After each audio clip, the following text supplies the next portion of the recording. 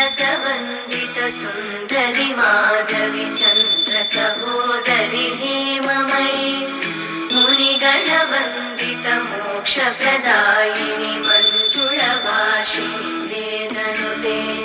पङ्कजवासिनि देवसुपूजित सद्गुणवर्षिणि शान्तियुते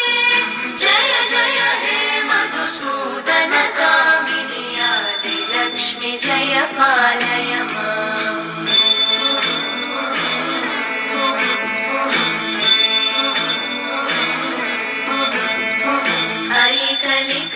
कलिकल्मषनाशिनि कामिनि वैदिकरूपिणि वेदमये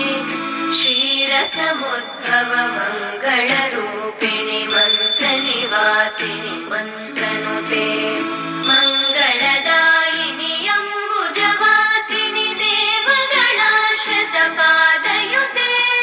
जय जय हे मधुसूदन कामिनि धान्यलक्ष्मि जय पालय माम् जय वरवर्णिनि वैष्णवि भार्गवि मन्त्रस्वरूपिणि मन्त्रमये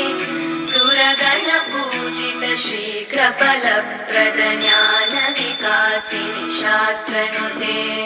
भवभयहारिणि पापविमोचनि साधुजनाश्रितपादयुते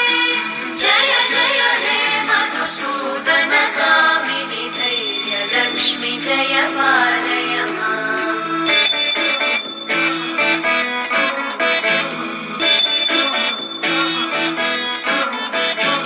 जय जय दुर्गतिनाशिनि कामिनि सर्वफलप्रद शास्त्रमये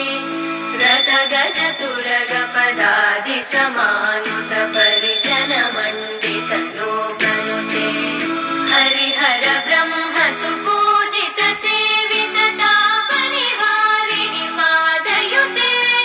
जय जय हे मधुसूदन कामिनि श्रीगजलक्ष्मी पालय माम्